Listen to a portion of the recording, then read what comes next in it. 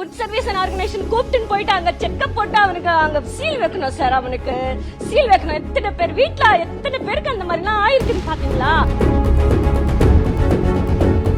சரி food poison தானே சரியாயிடும்னு சொல்லி பார்த்தா நிற்கவே இல்லை. ஹெல்த் டிபார்ட்மெண்ட் இருக்கா இல்ல செத்துருச்சா அது என்னன்னு எங்களுக்கு தெரியல. 30ஆம் தேதி பிலால் ஹோட்டலுக்கு போனோம் சார். அங்க சாப்பிட்டு 4 மணி நேரம் தான்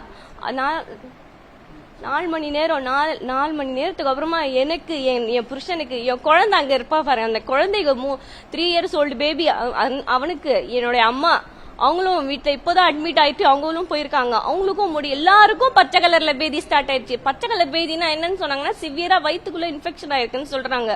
இப்போ இந்த இன்ஃபெக்ஷன் எப்போ என்ன சார் யார் அவ பொறுப்பெடுப்பாரா சார்? அவ எப்படி சார் அவ வித்துவா? அந்த மாதிரி எப்படி அவ வித்துவா? அவனு பொறுப்பெடுப்பானா? அவன் ஃபுட் சர்வீஸ் அண்ட் ஆர்கனைசேஷன் கூப்பிட்டுன்னு போயிட்டு அங்க செக்அப் போட்டு அவனுக்கு அங்க சீல் வைக்கணும் சார். அவனுக்கு சீல் வைக்கணும். எத்தனை பேர் வீட்டுல எத்தனை பேருக்கு அந்த மாதிரி எல்லாம் ஆயிருக்குன்னு பாத்தீங்களா? அவர் எடுப்பாரா பொறுப்பு? அவனை பிடிச்சி அடிக்கணும் சார். அவனுக்கு யாரு வீட்டு ஹாஸ்பிட்டல் செலவுலாம் யார் எடுப்பாங்க? என் புருஷன் 3 நாளா வேலைக்கு கூட போகாம உட்கார்ந்துட்டு இருக்காரு. இந்த பிலால் ஹோட்டல்ல வந்து ஞாயிற்றுக்கிழமை நைட்டு வந்து பீஃப் பிரியாணி வாங்கியிருக்காங்க, பீஃப் ரோல் வாங்கியிருக்காங்க, சவர்மா. அது சாப்பிட்டதுல இருந்து சாப்பிட்டு ஒரு 4 o'clock 5 o'clock இருக்கும். அப்பையில இருந்து ஒரு வயிறு வலிச்சு லூஸ் மோஷன் ஆச்சு.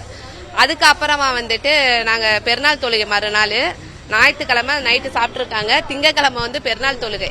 அந்த பெருநாள் தொழுகையை முடிச்சுட்டு வந்தாங்க. வீட்டுக்குள்ள நுழையிலேயே ஃபுல்லா கிட்டத்தட்ட ஒரு 100 வாட்டியாவது போயிருக்கும். அப்புறம் ராயல் ஹாஸ்பிட்டல் போனேன். நான் கூட்டிட்டு எங்க ஹஸ்பண்டை கூட்டிட்டு அட்மிட் பண்ணோம். அங்க போனா அங்க பார்த்தா கிட்டத்தட்ட 7 கேஸ் இந்த மாதிரி வந்திருக்கு. நீங்களும் அங்கதான் சாப்பிட்டீங்களா? அந்த உள்ள நர்ஸ் கேட்டாங்க. ஆமாங்கன்னு சொல்லி சொன்னேன். அதுக்கப்புறம் எங்களுக்கு அடுத்து 2 ஃபேமிலி வந்தாங்க. அவங்கள்ட்ட விசாரிக்கிறப்ப நாங்களும் இங்க பிலால்ல தாமா வாங்கி கொடுத்தோம். அதுல இருந்து தான் இப்படி ரொம்ப ஐயோ எப்படி சொல்றதுன்னே எங்களுக்கு தெரியல. வாமிட்டிங் ஒமட்டி அவ்வளவு வாமிட்டிங் லூஸ் மோஷனு. ட்ரிப்ஸ் ஏத்தியும் நிக்கல. நேத்து தான் 4 பாட்டில் ஏத்திட்டு வந்துதான் வீட்டுல விட்டோம். இன்னைக்கு ஃபுல்லாமே அதுதான். எங்களுக்கு 2 சரியான தூக்கம் இல்ல. குடும்பத்தோட நாங்க அவதிப்பட வேண்டியதா இருக்குது. 2 நாளா எங்களுக்கு தூக்கம் இல்ல, சாப்பாடு இல்ல. நாங்க இவ்வளவு நாள் நாங்க நோன்பு வச்சு இருந்தோம். நாங்க அந்த பெருநாள் கூட எங்களால சந்தோஷமா எங்களுக்கு கொண்டாடவே முடியல. எல்லாருமே ஹாஸ்பிட்டல்ல கிடந்தோம். எங்க இளையான்குடி புதூர் பசங்க வந்துட்டு அந்த பசங்க 6 பசங்க அவங்க நோன்பு திறந்துட்டு வந்து இங்க சாப்பிட்டு இருக்காங்க. அவங்களும் எல்லாருமே ஒரு ஹாஸ்பிட்டல்ல போய் ட்ரீட்மெண்ட் எடுத்திருக்காங்க, ட்ரிப்ஸ் போட்டிருக்காங்க. ராயல்லையும் அந்த மைசேன் ஹாஸ்பிட்டல்லையும். அதுக்கப்புறம் நாங்க இருக்கிறப்ப வந்துட்டு அந்த மைசேன் ஹாஸ்பிட்டல்ல 2 பேரு உருது முஸ்லீம் அவங்க வந்தாங்க. அவங்கள்ட்ட கேக்குறப்பையும் அவங்களும் அதை தான் சொன்னாங்க, இந்த மாதிரி பான்ட்டு. ஆனா எல்லாத்துக்குமே ட்ரிப்ஸ் போட்டா நிக்கும், ஆனா நிக்கவே இல்ல.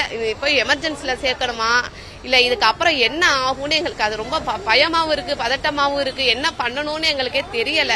அதனாலதான் நாங்க இந்த D1 போலீஸ் ஸ்டேஷன்ல போய் நாங்க கம்ப்ளைண்ட் கொடுக்கறோம்னு சொல்லிட்டு எல்லாத்துக்கும் போன் பண்ணி நாங்க இப்பதான் வந்துட்டு இருக்கோம்.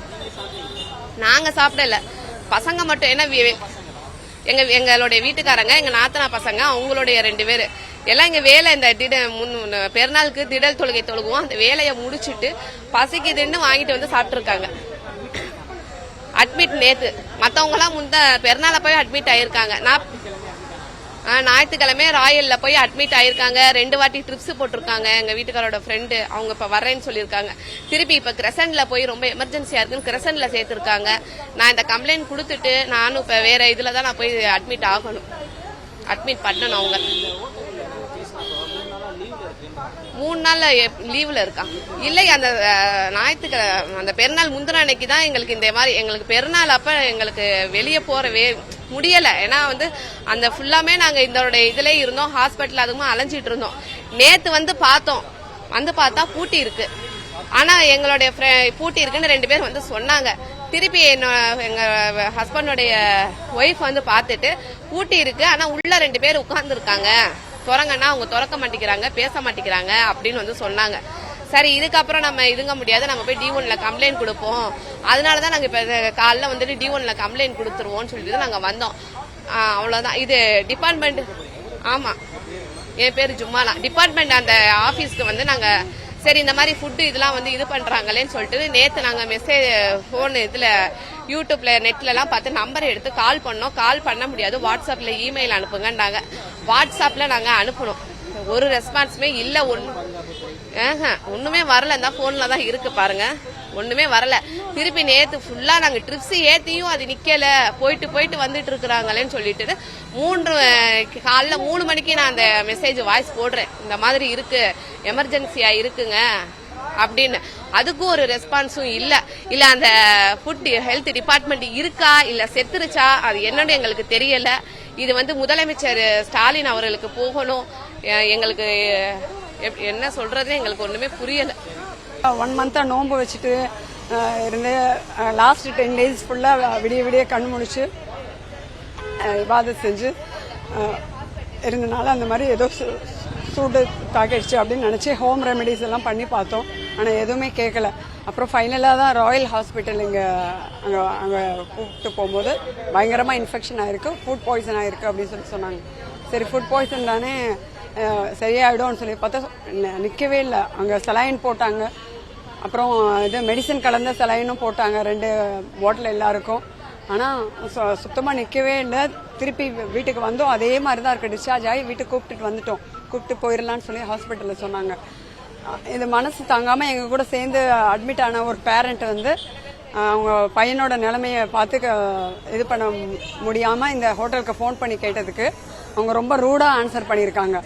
நீங்கள் வந்து ஏதாவது ரம்ஜானில் ஏதாவது வீட்டில் சாப்பிட்ருப்பீங்க, ஆனால் அல்லாஹ்க்க சொல்கிறேன், வீட்டில் ரம்ஜான் அன்னைக்கு யாருமே வீட்டில் செஞ்ச ஒரு ஸ்வீட் கூட சாப்பிடவே இல்லை. ஏன்னா தொழுதுட்டு வந்து தான் நாங்கள் சாப்பிடலாம்னு சொல்லி வந்தோம். தொழுது முடிச்ச கையோட வந்து இந்த மாதிரி ஆயிடுச்சு.